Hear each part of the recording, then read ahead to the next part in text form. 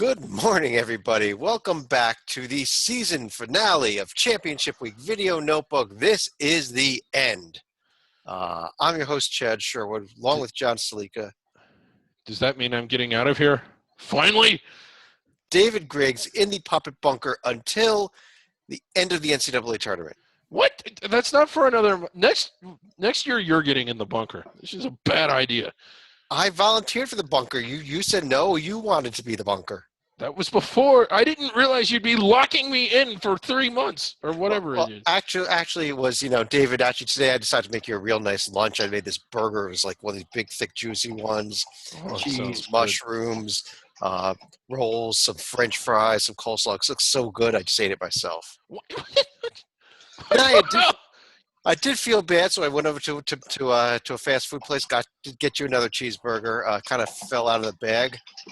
Chad, you gotta let me out of here. I wiped the gravel off though, and you should have gotten it under the door. You gotta get me out of here. You can't just lock somebody up for like this. What we're going to be doing tonight is we're going to be going over some quick news and notes, not much. Then reviewing all of the day's action. There was a ton of it. Previewing the last few conference tournament championship games tomorrow. Updating our survival board. And we are going to John is writing by doing our update on what our Coops committee did. I was kind of lost there, and John, most of what we do is just watch Stalika type, though. Yeah, fascinating. This is a great show, man. Boy, do we have an exciting show for you tell tonight. Us 3 o'clock a.m. For the finale, we went all out. I'll be listening for the mailbag. Mailbag time. No! Come on. Can't we skip it? I got a couple mailbag questions here. The first came from Gary from Seattle.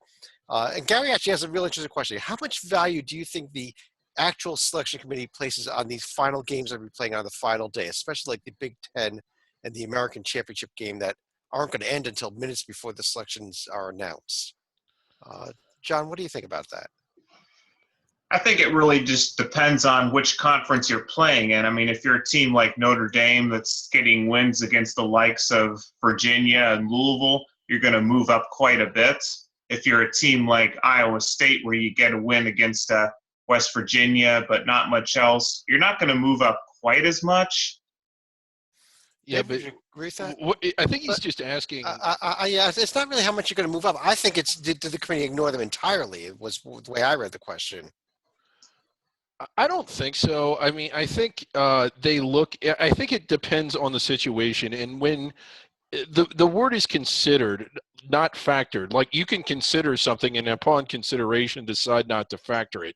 If it's a game like like SMU and Cincinnati, they might already be like, well, they played each other during the year and they split. So, does a win for either one or a loss for either one really change the profile when both of them already have both of those things on it?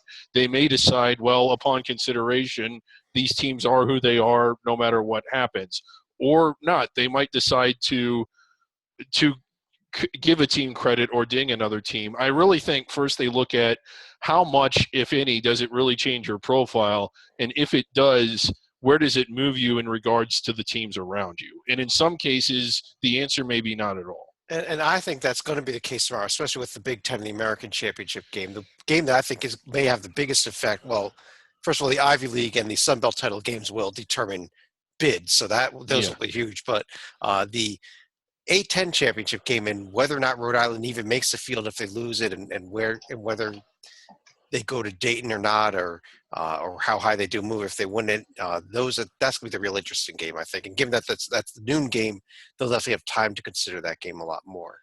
Mm-hmm. I had one more mailbag question here, though, Dave. This one came by email. Let me get it up here. It came from a judge. Honorable John Grimes asks. Not him. Judge Grimes says, I understand that you've had to tend to David's legal affairs many times before. My question is whether or not you locked him in the bunker just to keep him out of trouble. Did we lock David in the bunker to keep him out of trouble? He says, goes on, says, if so, I think it was a good move. The court thanks you. What the hell? How come? Why are you? Guy's sending us email. Uh, I better not. Well, the last time I didn't say something nice about him, I well, ended up. unfortunately, Judge Grimes, David has had a phone, and he's been making a few phone calls, and he has the internet in there. He's been communicating by email, so I already have 5 lawsuits pending since we put him in the bunker. But that means it you was have to let me out to get to court. So. your court date's not coming up, so I'm going to get postponements for you, David, because you are in the bunker. Let me out of here. Let's go ahead and go to news and notes. One piece of news today, John Gross from Illinois was fired today, and almost a bit of a surprise because we still have Illinois on the bubble, David. Yeah, this is. I don't even know what to make of this. Now I thought it was crazy when we were firing coaches for making the tournament and then firing coaches when they made the round of 32, most notably, stupidly, Wake Forest getting rid of Dino Gaudio. Boy, have they been good since then or what. Now we're firing coaches that might get into the tournament before we're sure whether or not they're in. I don't get it, but it's he's gone, and if they do make the field, I almost said I'd like to see the tournament selection committee take him now. Yeah. Because what does the school do? Oh, well, right. We don't have a head coach. Right. I mean, you can't exactly turn down an NCAA bid. I don't think you can. Well, I suppose you could just refuse to go, but no. You could call them up tomorrow and say that you're declaring yourselves ineligible, I guess. That could work. Let's go ahead and pull up the games that happened today and preview the games that come tomorrow. We'll start with the games that are in the semifinals. They're coming up with the championship games tomorrow. Big Ten semifinal day. Michigan over Minnesota. Wisconsin pounded Northwestern, David, setting up Michigan and Wisconsin tomorrow. Yeah, Wisconsin, I was kind of underwhelmed by them during their regular season, but they've looked really good in this tournament, beating who have they beaten? Northwestern, Indiana, which isn't that – maybe they haven't really done that much. John, how about that Michigan, again, pulling off another nice win after having already beaten Illinois and Purdue, taking out Minnesota today? Do you think they can take out Wisconsin tomorrow? They're going to be going for their 4th game in 4 days, and believe it or not, if they're able to pull off this win, they'll actually have a record over 500 away from home, which we wouldn't have thought possible in February. Well, the big story, though, with Michigan was the plane running off the runway and the way that kind of, maybe this really did bring the team together, David. Potentially. You would like for that to happen under different circumstances, if possible.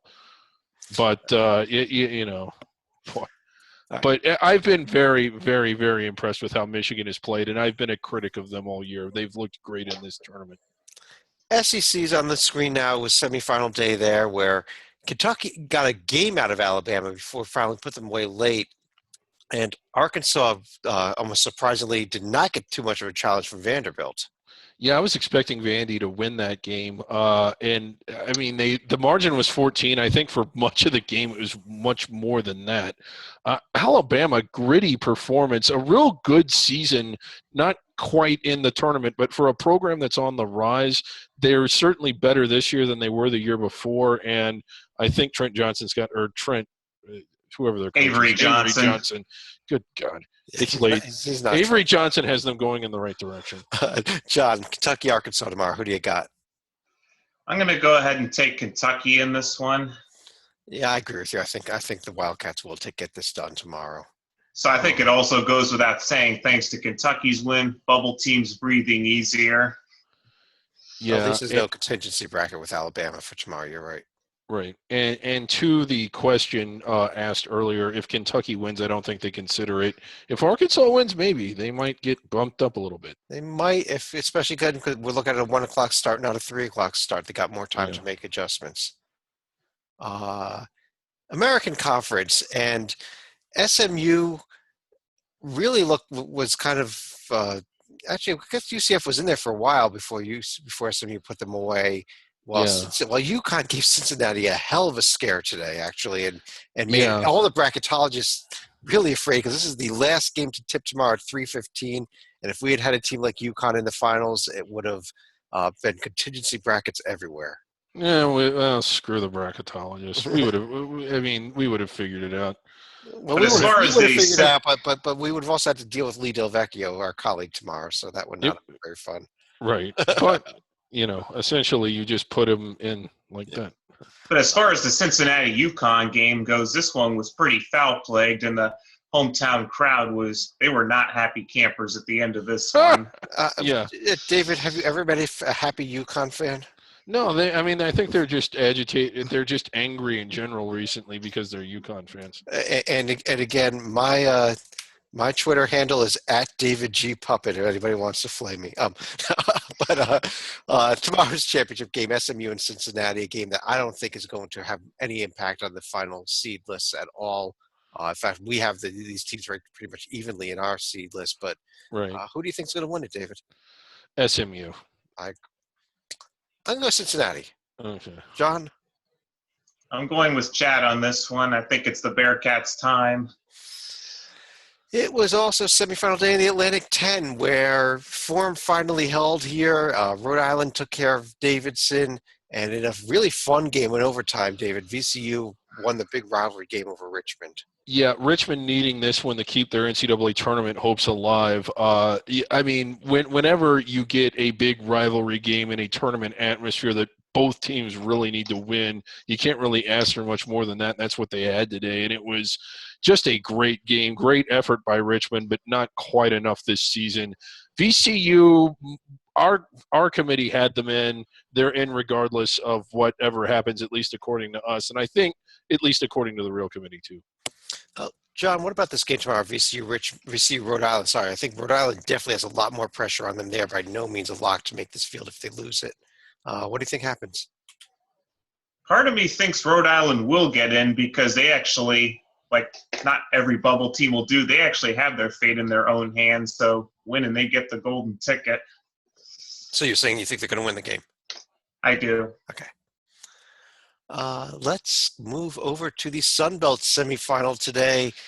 Texas State without Jalen Jones, one of their top players. Texas Arlington without Jalen Jones, one of their top players, and got blown off the court too. A really disappointing ending to a season to what had been a great season for the Mavericks there. Yeah, you hate that for him.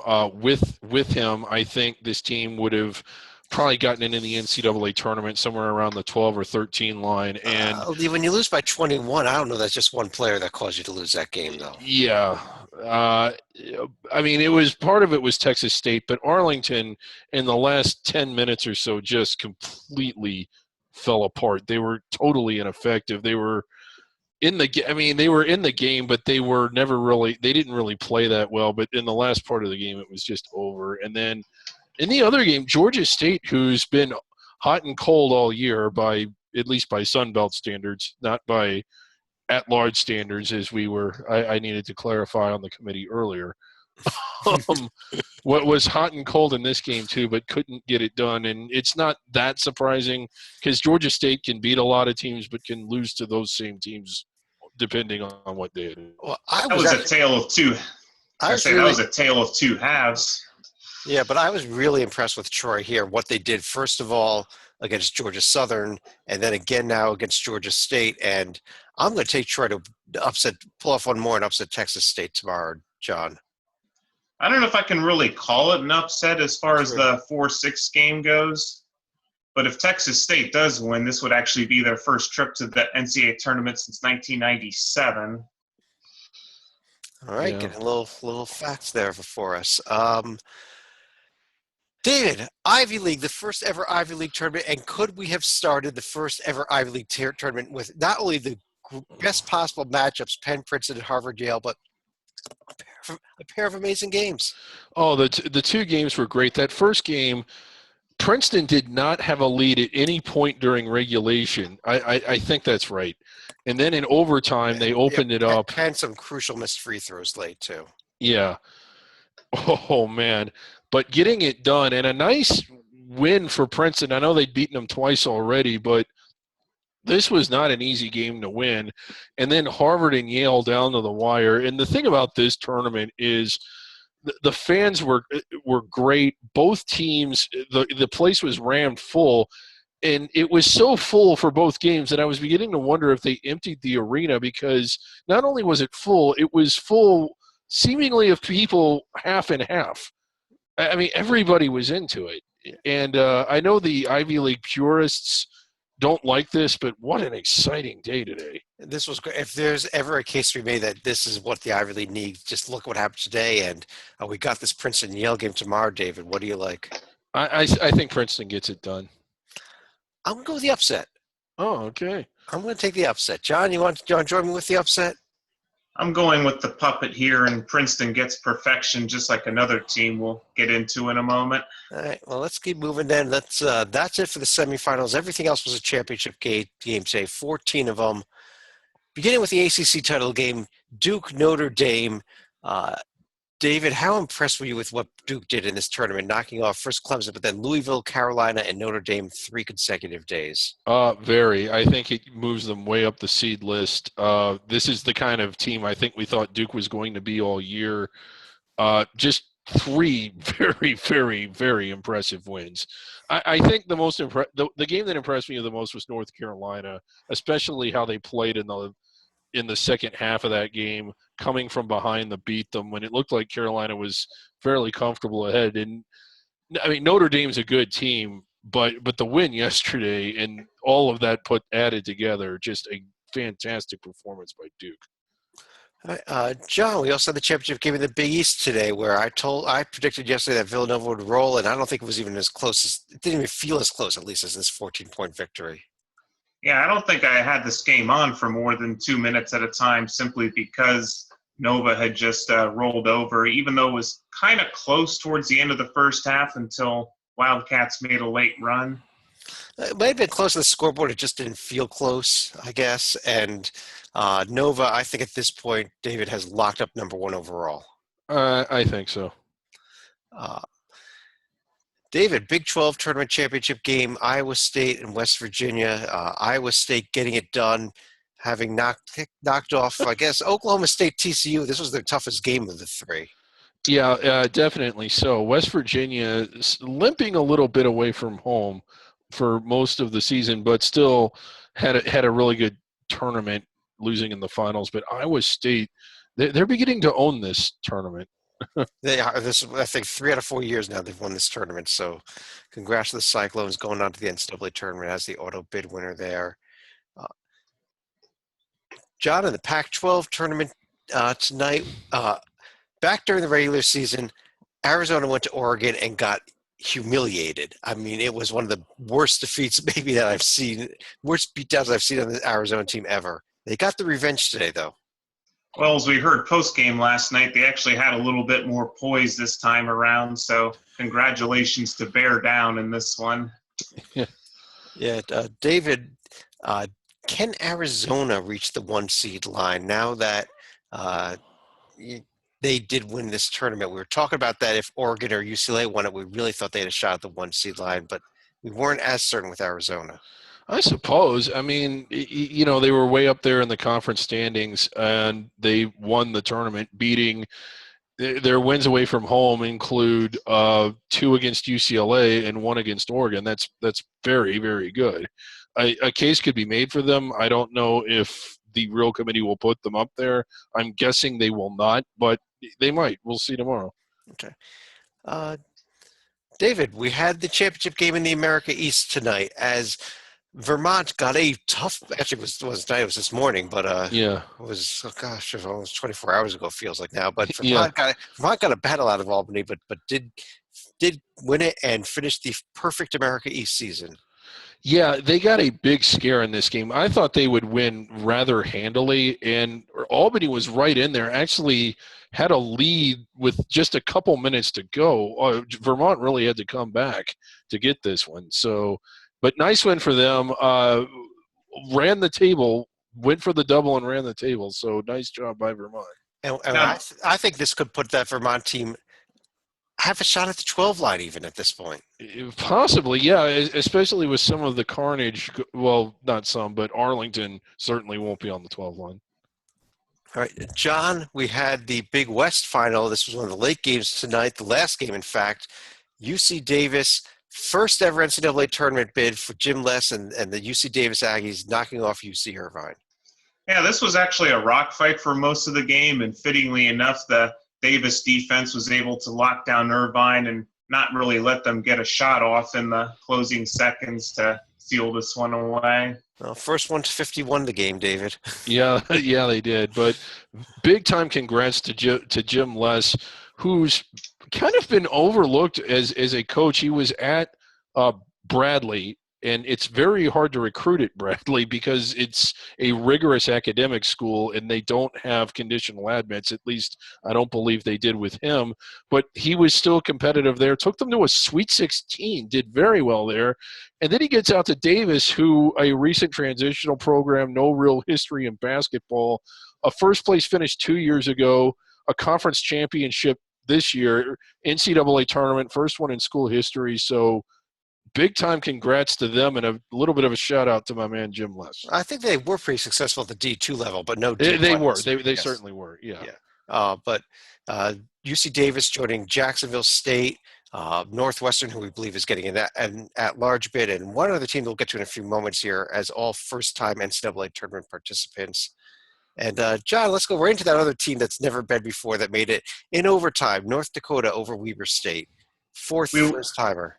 We would also be remiss if we didn't mention Northern Kentucky among the first-timers You're either. correct. So. Thank you. I'm sorry. There's five first-timers. Yeah. But this one was another game that was back and forth where Weber looked like it actually had a sizable lead towards the end of the game. But the Nodaks, as Chad likes to call them, were able to force overtime. Yep. So North Dakota on. I'd gone with Weber in that conference tournament, but David, this one we kind of sweated out a little bit here. We thought Middle Tennessee would have a lot easier time with Marshall in the Conference USA Championship game, and really had their tournament bid on the line. Even with our committee, we had them very much on the bubble if they had lost this game. Yeah, and had they lost, there's a very good chance they wouldn't have gotten it in. Right on the bubble, I think it would have been 50-50. They jumped out to an early lead. I think it was 9-0, and it was basically even after that, with Marshall getting as close as 3 in the second half a couple of times and shooting the ball real well. There was a momentum shifter with about 6 or 7 minutes to go. Dan D'Antoni getting teed up after a call he certainly didn't like. And I don't think – at that point, I don't think Marshall really got any closer than 6 or 7. But a nice win for Middle Tennessee. They absolutely dominated this conference all year long, and they're a good team. I think they can do more than just be in the NCAA tournament. I think they can win a game if they get the right matchup. Funny thing here is one season after they met Michigan State in a 2-15 game, there's actually a decent possibility that both Middle Tennessee and Michigan State could be on the same seed line this year. Yeah. Very true. What I think would have been a shame if Middle Tennessee had lost this game and then gotten left out of the tournament. So I do feel good for this team. This has been a team we followed all season. They've been right at the top of our under the radar top 10 lists, in the top 25 nationally now. So congrats to Kermit Davis getting his team back in the big dance. MAC tournament, and we had an incredible tournament, and it ended with another really fun game tonight, David, as Kent State won the wagon wheel battle there, knocking off the ultimate one. Akron had struggled down the stretch. We had said that we didn't think they'd be able to win this tournament, and they were not able to. Yeah, I was expecting them to win yesterday. They didn't get it done, but it was back and forth. Another really good game. A fantastic crowd and atmosphere at this game. Split right down the middle. I don't know what the overall attendance was, but the lower bowl was ram full. And it was just – as much as I advocate for campus sites for conferences like this for their tournaments, today was a great atmosphere.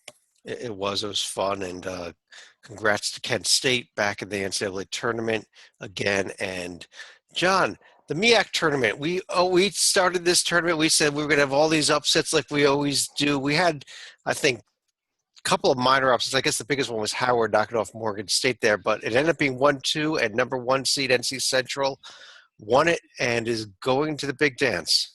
Yep, and also another case of the game not really being as close as the final score would indicate, but this is definitely going to be a defensive-minded NC Central team that can probably give a higher seeded team fits in the first round.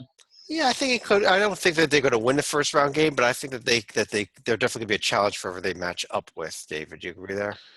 No. Okay, we don't agree.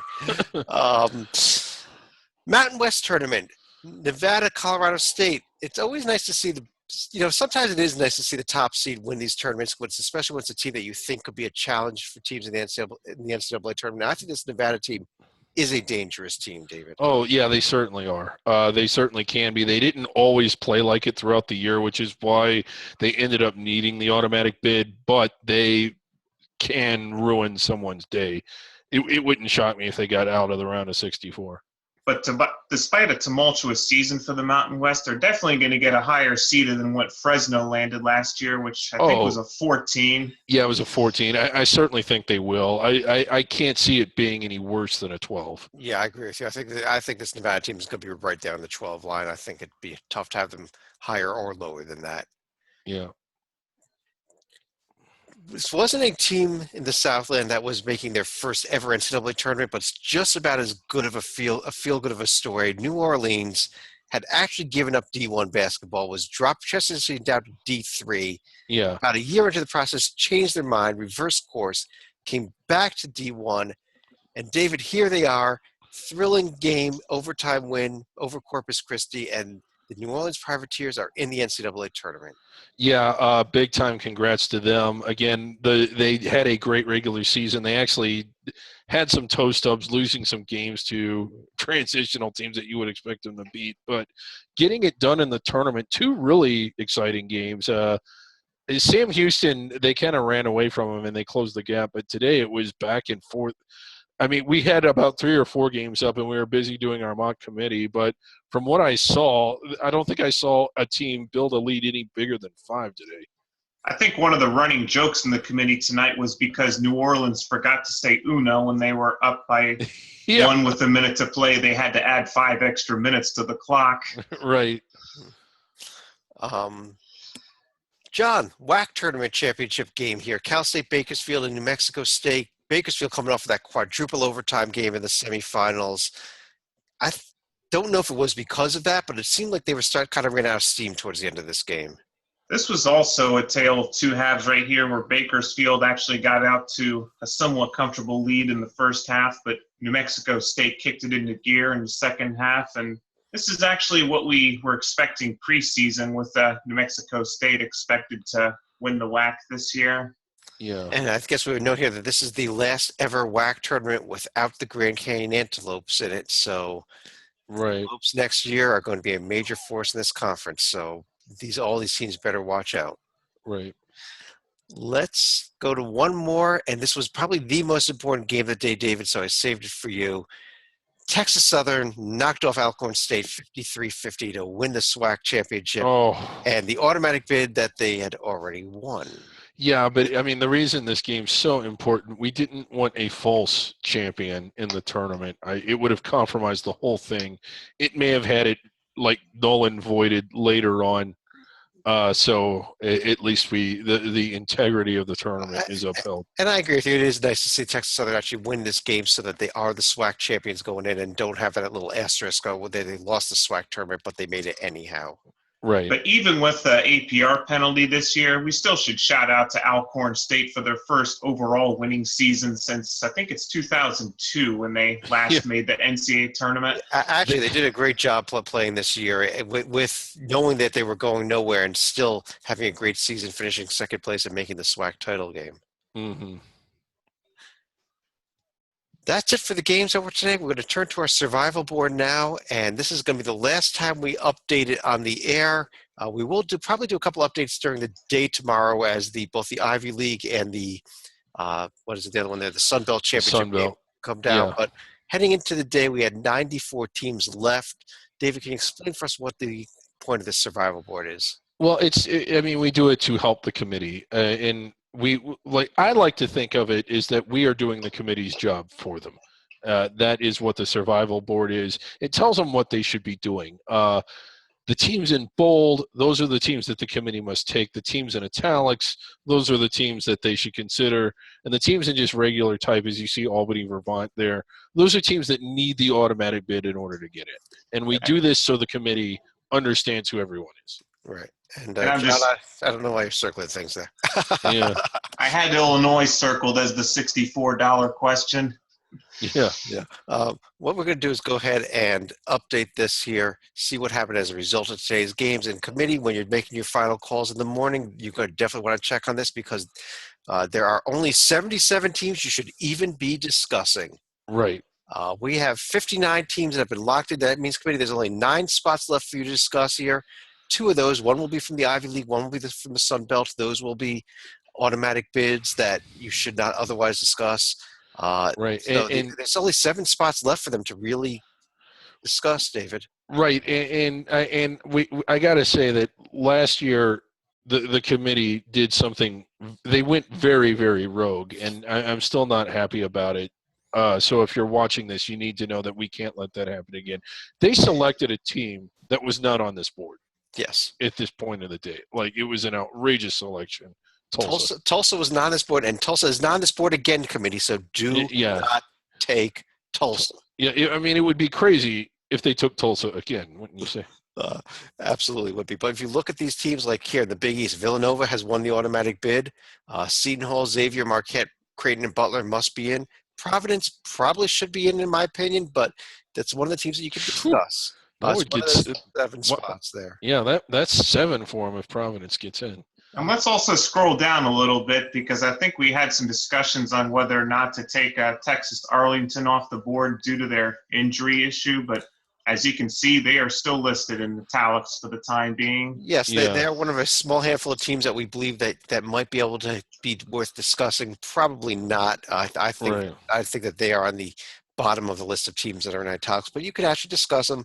Texas Yeah. State or Troy, some point tomorrow, that game will go final. One of these will come off the field, the other will go in bold. That will be the team you take. Don't Right. think about the other one. Mm-hmm. And let's end the show by updating you on what our mock committee did. We did a ton today. We filled out the rest of our board. We went ahead and we seeded everything. We scrubbed our seed list. So let's go over a few things that happened here. Yeah. We can see right here, our final 4 spots were filled with VCU. Actually, been in last time, but 3 spots were filled here with Kansas State, USC, and Rhode Island. We'd also voted Middle Tennessee into the field, who then promptly won an automatic bid, so moved over to this column anyhow. Yeah. Created a little confusion, but we got through that confusion as well. But as a point of procedure, Middle Tennessee was actually 3rd in the balloting behind Kansas State and USC, and Rhode Yeah. Island was actually 4th. Okay. You see, we still have a few holes in the automatic bids. Those will, as we have 4 extra teams here, as those holes get filled in, these 4 teams will move up into this at-large bid section. Over here on the right is our seed list, 1 through 71 teams, because we got a couple teams that will come off there. We did include both Sun Belt teams, both Ivy League teams, just to for completeness sake here. 4 teams in bold. Right now, Kansas State and VCU will be one of our first 4 games. USC and Rhode Island will be the other. Should Rhode Island win tomorrow, It would actually okay, yeah. it would be an When automatic we bid. bracket this, and you can see the bracket down there, it's down there. VCU not in the first 4, even though they're bold in there. The reason is we are projecting that they will be the first place team. Right. But the way it comes out is that the way we have it, either VCU or Providence, the loser of that game will be in the first 4. Oh yeah, you're right, because we have VCU, Rhode Island. One of these 2 will avoid the first 4. So Providence, despite not being in bold, actually should be in bold. They will be in the first 4. As you see down there, but yeah. I got it. Yeah. Most importantly, though, number 71 here is the most important team in the field, of course. Mhm. Alabama A&M. Yeah, the Centenary Award winner. Uh, Holy crap, you're right. Providence is in the first 4. That just occurred to me. yeah, that's what maybe that's something we should discuss. We will be meeting again tomorrow. Right. We may make adjustments to this list. We may discuss that tomorrow. Yeah, and I need to stress, I mean, every year we kind of, the dynamic, what you see on the screen is not unanimous. And in some cases it was... We were a little heated tonight at times, put it that way. Yeah. But this time it was not Syracuse that was the center subject, but rather a team up in Spokane. Yeah, and you see here, these over here in the under consideration board, these were the only other 7 teams left that we even discussed. None of these 7 got in. These are the top 7 teams out, actually in that order as well. Right, but not everybody liked all of the selections. Not everybody certainly didn't like all of the seedings. I don't think anybody liked everything about what we did, But again, because of other obligations, not everybody could have been on the call the whole time or part of it. If they had, maybe this looks a little different. But it is not unanimous. So if there's something on here that you're like, what in the hell are they doing? Somebody on our committee agrees with you. Well, and Gonzaga on the one line was a very hot debate at the end of the night that might Yeah. still get changed tomorrow, but there's cases for both Duke and Arizona on the one line as well as Carolina. So Yeah. I think Villanova and Kansas will be there, but I think there are 4 teams competing for 2 spots still at this point. Yeah, and one of the things that is abundantly clear, I was for Gonzaga on the one line, still am, but I cannot dispute that their paper does not match North Carolina, Duke, and perhaps not even Arizona, even though they beat Arizona. And that's an issue. The real committee might look at that and put Gonzaga all the way down on the 2. Well, I guess on that note, let me pull us down and run through any final thoughts. And David, let me start with you. Any final thoughts on the evening? I don't agree with everything we've done, but I still will end up liking it better than what the real committee does. And again, just one other thing, if you're still watching, don't confuse what we're doing with what our colleague John Titel is doing. He is trying to guess the real committee, whereas we're just trying to fill it out and go through the process and do it the way we think it should be. Stalika? And I want out of this damn bunker.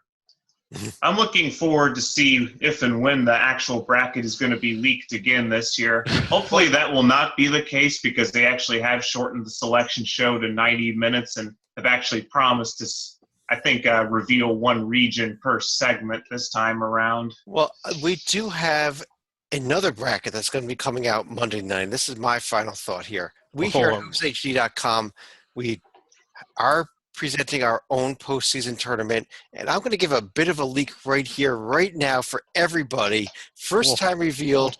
This is the format for the 2017 AC8 tournament presented by hoopshd.com. You can see the little picture there. That is our court. We were trying for an aircraft carrier. We kind of missed. But it is a 11-team event. 9 teams are bracketed with 1 team getting a bye to the finals. And David, I'm going to announce this for the first time now as well. Kind of going off of what Gary Parrish said the other day, not only will somebody get a bye to the championship game, but we're going to spot them a 9-0 lead. Not a 10-0. That was Gary's idea, a 9-0 lead. Chad, I mean, you've been spearheading this, and like you've been pumping it up, and we've been. You're going to host this tournament in a lake. On the boat there. You see how far the student section is from the rowboat? Okay, why the hell am I the one seating up locked in there a on the bumper? This is the craziest thing. You're hosting a tournament in a boat. They do it on aircraft carriers. Why not a rowboat? Have you like sent out packets or like gauged anybody's interest, or Not- is this not just so going to much. complete surprise on Monday We've night? got 9 teams, and we actually have a MEAC bonus game. You remember the old MEAC bonus game? That was one of our favorite. Yes, when the that- MEAC had 2 transitional teams, they used to play. It was great. Yeah, I was a fan. that we don't actually not going to have any MEAC teams in this event, but we will have a MEAC bonus game.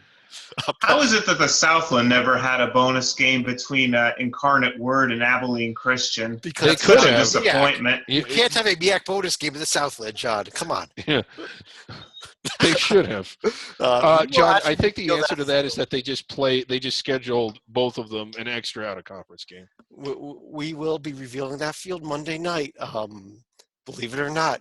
But on behalf of John Salika down there, David Griggs over there, I'm Chad Sherwood. Thanks for joining us.